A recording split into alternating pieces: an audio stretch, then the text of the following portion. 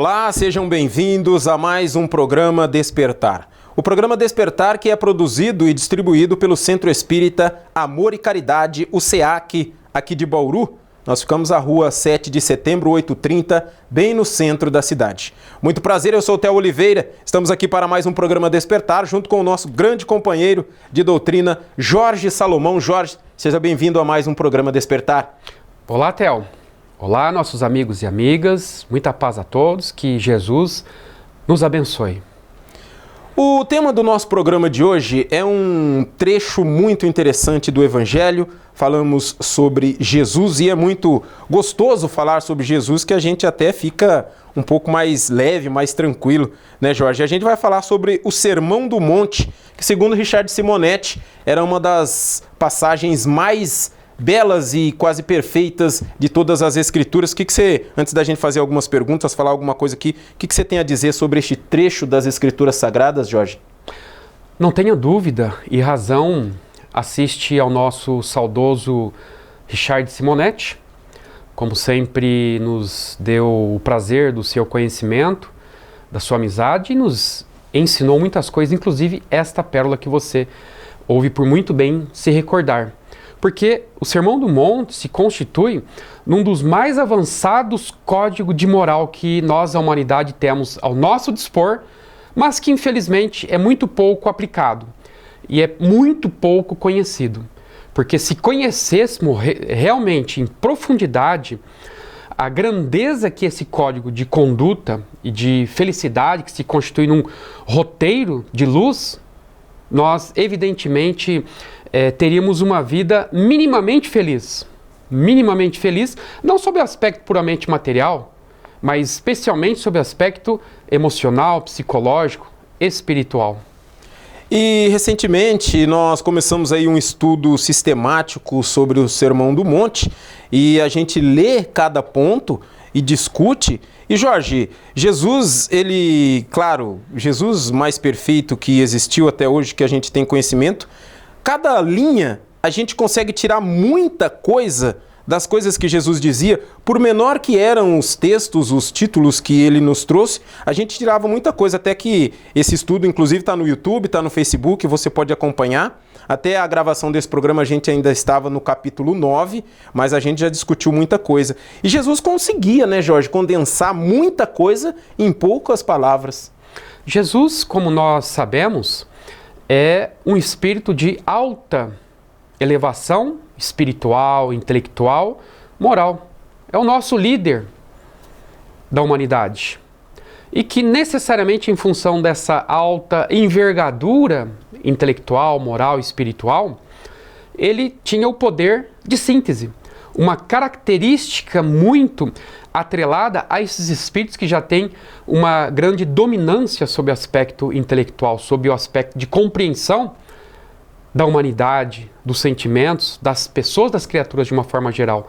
Então o poder de síntese dele é muito grande. Em poucas palavras, ele falava coisas que nós precisamos nos valer de livros e mais livros para podermos entender. E ele então sintetizava em poucas palavras.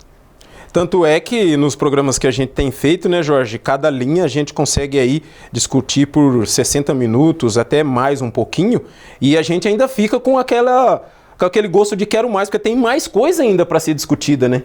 Exatamente, porque diante desse alto grau de elevação desse espírito que foi e é e continua sendo Jesus, naturalmente ele nos trouxe a sua messe de amor, de misericórdia, que é a sua boa nova, o seu conjunto de preceitos, de regras, de normas, não criadas por ele, mas trazidas do plano celeste, trazidas da presença, do convívio com o Pai, porque ele sempre dizia que eu conheço o Pai, eu estou integrado ao Pai e o Pai está integrado a mim. Então ele trouxe de primeira mão todo esse arcabouço de ensinos, queria trazer para nós a iluminação a que todos estávamos e estamos atualmente e sempre precisaremos para que possamos sair desse estado de obscurantismo psicológico, emocional, sentimental e espiritual. Ô Jorge, e claro, no segundo bloco a gente vai falar um pouco mais sobre alguns temas que a gente já tratou no nosso programa, mas ele sempre traz assim como uma forma, um tipo de recompensa no final de cada fala. O que Jesus queria com essa recompensa no final por exemplo, bem-aventurados os pobres de espírito, porque deles é o reino dos céus. Essa recompensa no final, Jorge. Interessante porque essa recompensa Jesus sempre muito deixou claro nos seus ensinos, quando ele dizia, por exemplo, a cada um será dado segundo as suas obras. É causa e efeito, causa e consequência. De modo que tudo aquilo que nós fizermos, naturalmente, pela lei da vida, haveremos de receber. Pela lei de correlação, ou seja, que dá a cada um segundo as suas obras, segundo os seus méritos, e também, o que é importante, Theo, segundo os seus deméritos. Ah, entendi. E nesse caso aqui, a gente pode entender o Sermão do Monte como uma receita, como uma regra? Como que a gente pode assimilar esse tipo de coisa? Claro, ninguém é obrigado a fazer o que está escrito aqui, né, Jorge? Exatamente. Até pelo livre-arbítrio, né? Jesus, ele não impõe, ele propõe. E o Sermão do Monte é uma proposta de felicidade, de paz, de harmonia, de status no qual, de ideal para que os povos civilizados possam se utilizar desse manancial, portanto, desse código, desse roteiro de luz e de pacificação, que é o Sermão do Monte.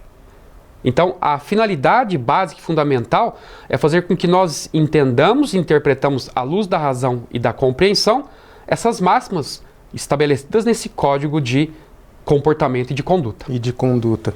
Você está acompanhando o programa Despertar, o programa que é produzido pelo Centro Espírita Amor e Caridade. Estamos aqui hoje, eu, Theo Oliveira e Jorge Salomão, falando um pouco sobre o Sermão do Monte. A gente vai para o nosso primeiro apoio cultural e, na volta, a gente vai pontuar aqui algumas situações e o Jorge vai trazer um pouco do seu conhecimento, do estudo que faz, e a gente cada vez mais aprende também ensinando, e a gente vai falar um pouco mais sobre essa grande obra, essas palavras que estão aí nas Escrituras Sagradas, o Sermão do Monte, ou para muitos também o Sermão da Montanha, como queiram. A gente vai para o apoio cultural e volta já já, não saia daí.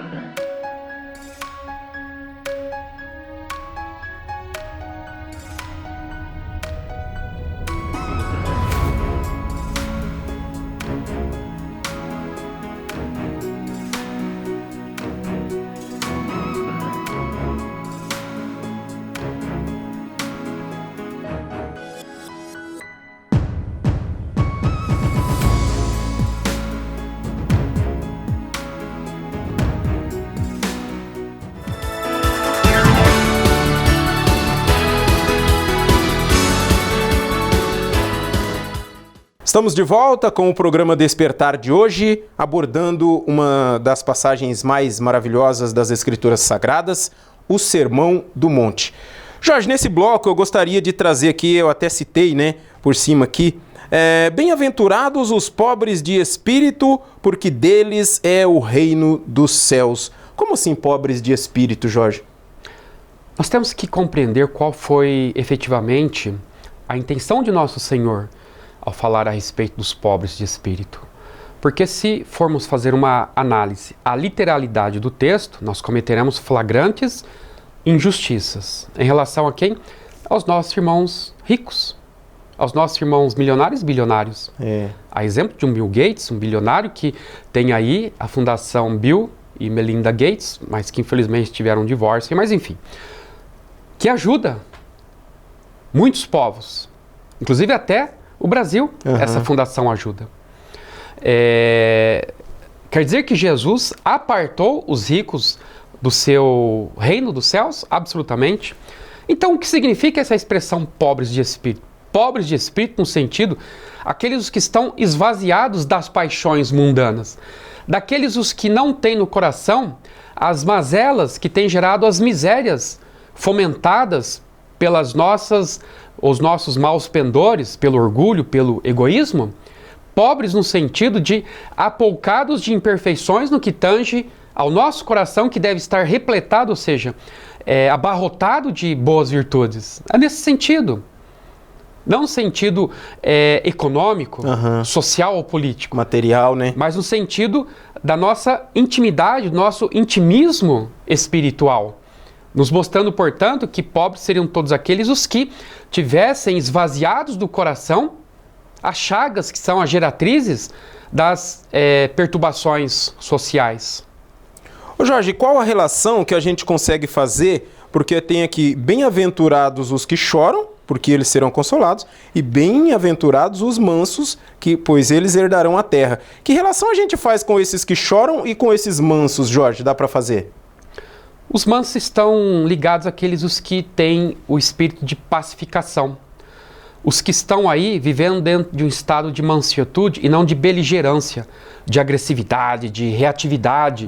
Aqueles os que são rixosos, os que são briguentos, os que criam essas fake news, gerando aí, como nós costumamos dizer, os isqueirinhos, aqueles que põem fogo onde quer que se encontre ali uma oportunidade de gerar um incêndio social.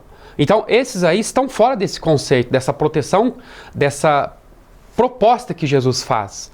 Agora, os que choram são aqueles os que sofrem, os que estão em situação de dor, de angústia, aflição, desolação, aqueles que, por exemplo, infelizmente... Mas não os que se entregam, choram, mas não se entregam, né, Jorge? Interessante essa sua observação. O entreguismo nos leva à derrocada psicológica, emocional, espiritual, porque nós entraremos num processo de entreguismo às vicissitudes da vida e nós não estaremos aí reagindo quando Jesus quis que nós reagíssemos diante das circunstâncias adversas da vida. Então, os que choram no sentido, aqueles os que sofrem mais resignadamente. Não aqueles que choram, que vivem se queixando, que vivem reclamando. Esses aí, naturalmente, são os que estão cada vez mais agravando a própria dor, a própria aflição, a própria angústia. Entendi. E nesse caso, ô Jorge, os mansos, não é a pessoa ser assim, como Jesus falou muito sobre o perdão, alguma coisa. Não é você ser uma pessoa boba, que qualquer coisinha tá bom, qualquer coisinha tá certo. Tem um certo equilíbrio nessa mansuetude aí, né? Jesus nos pediu que fôssemos mansos, que fôssemos bons, porém não mansinhos e nem bonzinhos. Porque estaríamos entrando num terreno da patifaria, da estupidez, de sermos bobos da corte. E não é isso que ele queria.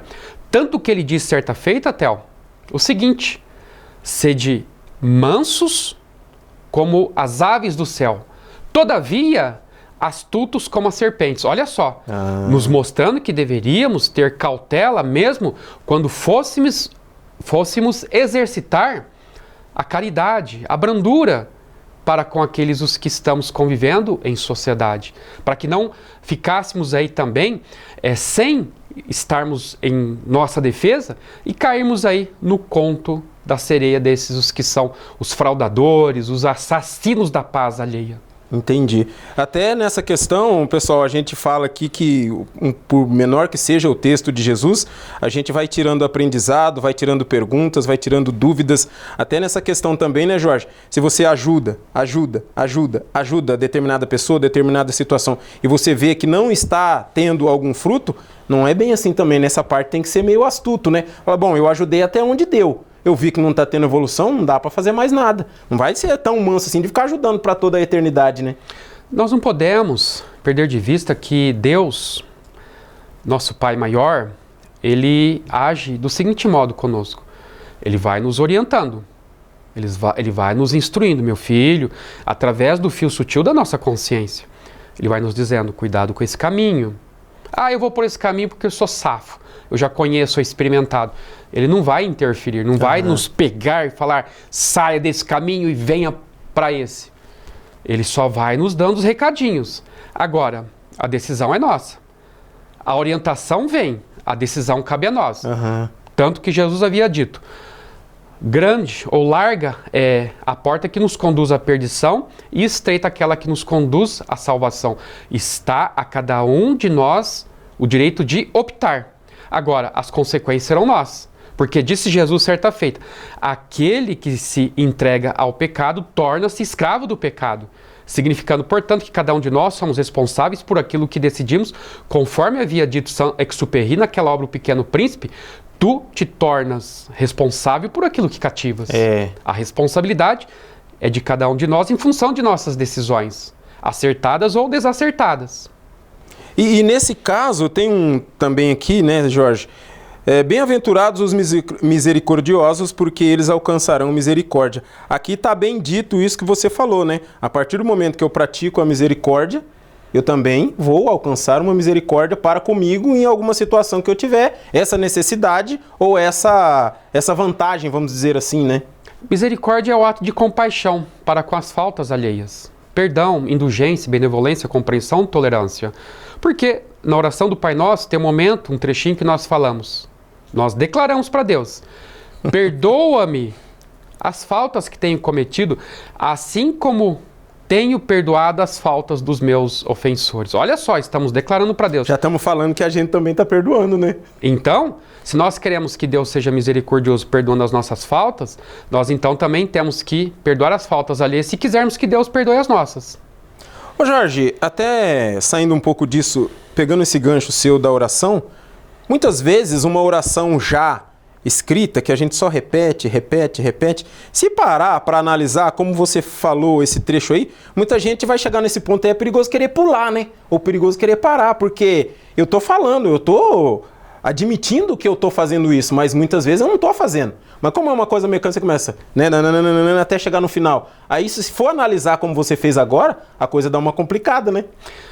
O problema das orações prontas ou escritas é esse. É nós achá-las lindas, e são lindas, belas e maravilhosas, funcionando como um roteiro para nós podermos entender o que é fazer uma oração em espírito. Mas quando nós passamos a decorá-las, inclusive a usá-las no cotidiano de nossas vidas para termos uma comunhão com Deus, o problema é a automatização. E a automatização faz com que o coração e a mente não participem, só fique também a questão da memorização.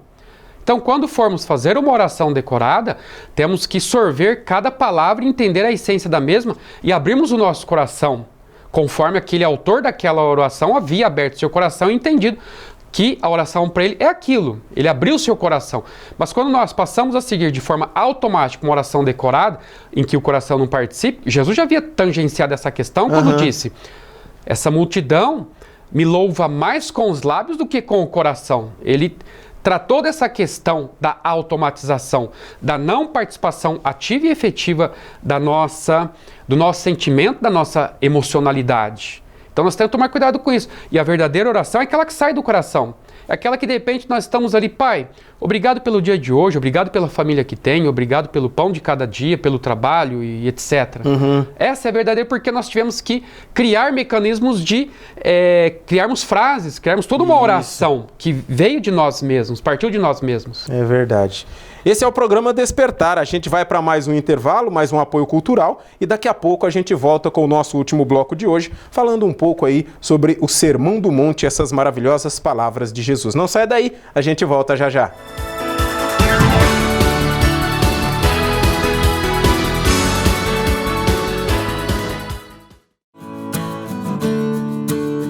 No Bazar SEAC você encontra variedades em roupas, calçados, acessórios, eletrodomésticos, cama, mesa e banho, novos e usados. Além de estar super na moda, você estará vestindo e usando produtos de ótima qualidade. E o melhor, estará contribuindo com o SEAC. Acompanhe as novidades através da página facebook.com/Bazar SEAC. Reserve sua peça favorita e retire no SEAC. 14 3366 3218.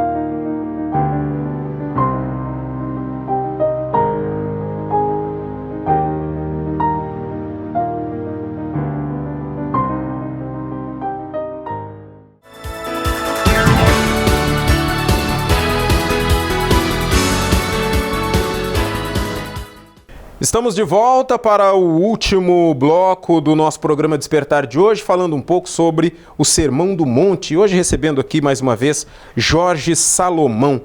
Ô Jorge, bem-aventurados os limpos de coração, eles verão a Deus. Só os limpos verão a Deus. Exatamente, porque foi Jesus quem nos ensinou esse dito, segundo o qual os que estivessem numa situação de purificação poderiam de fato sentir e entender e estar em conexão com o Pai.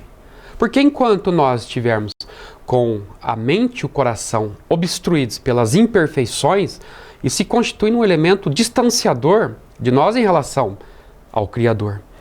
Para que nós cheguemos ao Criador, nós precisaremos percorrer um longo caminho, uma longa trajetória de evolução, de progresso, sem o qual, efetivamente, por mais que exijamos que Deus se apresente para nós, nós não conseguiremos. O movimento é daqui para lá do que daqui para acolá. Então, é uma máxima que Jesus estabeleceu, caso nós queiramos, ele colocou a condicionante. Quer conhecer ao Pai? Quero. Então, trate de se esforçar no caminho da purificação interior. Ô Jorge, e esse limpos de coração aqui, até fazendo uma brincadeira, como fazer essa faxina no coração aí pra gente conseguir ir limpando ele com o tempo? Porque às vezes a pessoa fala, é bonito falar limpos de coração, mas como que eu consigo isso? Realmente, não é fácil.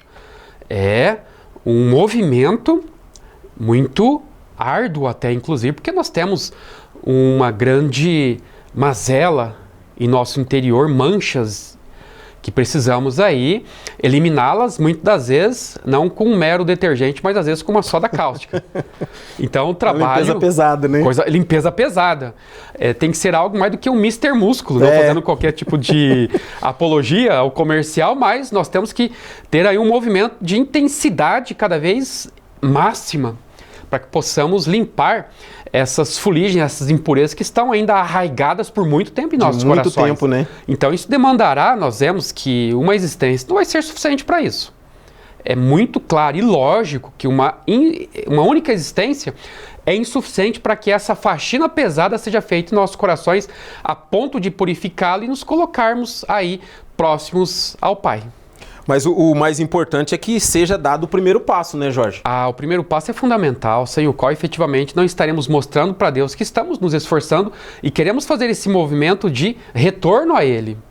Então, o primeiro passo é significativo, não importa o tamanho do passo, importa o passo que se dê. Porque para que nós alcancemos 2.000 passos, nós teremos que fazer o quê? Darmos o primeiro, o segundo e assim sucessivamente.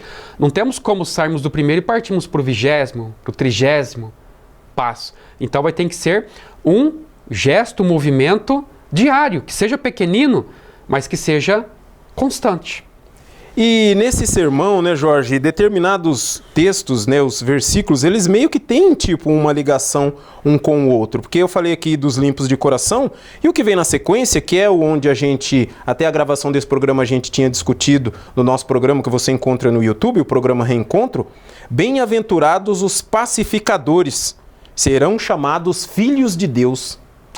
Pacificadores seremos todos aqueles os que nos atrelarmos a ações que gerem a pacificação dos conflitos, que sejamos aqueles os que não coloquemos mais lenha à fogueira, mas que tiremos aquelas lenhas, aquele combustível da violência, da agressividade, dos desatinos, dos descalabros, das guerras sociais ou das guerras internas ocorridas inclusive no âmbito familiar. Não sejamos aqueles os que aumentemos a agressividade ou a violência, fomentando aí as discussões, as disputas. Mas sejamos quem? Os mediadores, os pacificadores.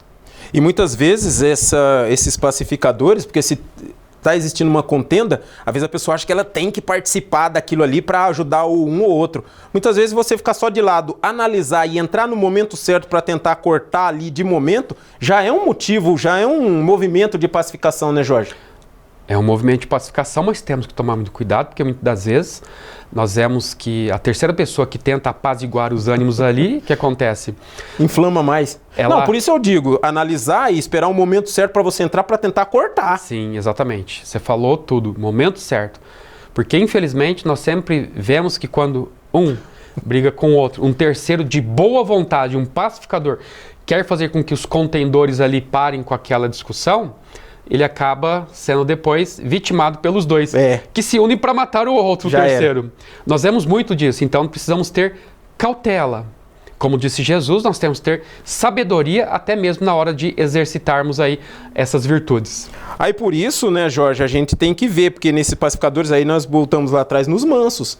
Então, essa análise, muitas vezes, tá tendo uma contenda, você não tem nem que entrar. Deixa, aí depois você conversa com um em separado e com outro em separado. Isso também dá para dar uma pacificada num próximo encontro daqueles dois contendores, né? Exatamente, não tenha dúvida. Dependendo da gravidade da contenda ali, nós temos que ter a cautela de sabermos que aquilo já não é problema nosso, é problema de força pública. Liguemos para o 90 e o 90 resolve aquilo dali.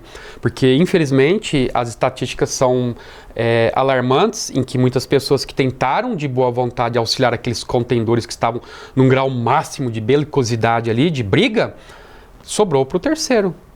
Esse que queria ser ajudar, pacificador, queria ajudar. Mas é que nem você falou, quando o momento for propício, vamos entrar com a pacificação. E a pacificação não é somente essa pacificação dos conflitos exteriores, mas a pacificação do conflito interior. Porque nós estamos em constante guerra conosco mesmo, em função da culpa, do remorso, dos conflitos existenciais, constantemente estamos ali digladiando diariamente, e aquilo nos tira a paz de espírito. Jesus se referiu também, principalmente, a essa questão da pacificação interior, porque se cada individualidade se pacificar, o mundo será um ambiente de paz, porque a paz, ela vem de dentro para fora e não de fora para dentro. Entendi. Então, se cada um entender, eu preciso me pacificar, cada qual vai, então, gerar um mundo à sua volta mais pacífico, mais harmônico.